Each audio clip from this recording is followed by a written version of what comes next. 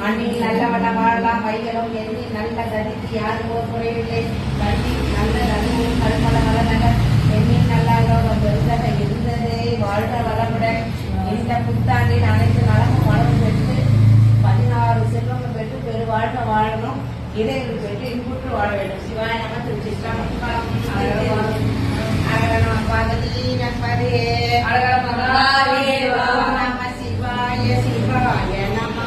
ஓம் நம சிவாய சிவாய நம ஓம் நம சிவாய சிவாய நம ஓம் நம சிவாய சிவாய நம ஓம் நம சிவாய சிவாய நம ஓம் நம சிவாய சிவாய நம ஓம் நம சிவாய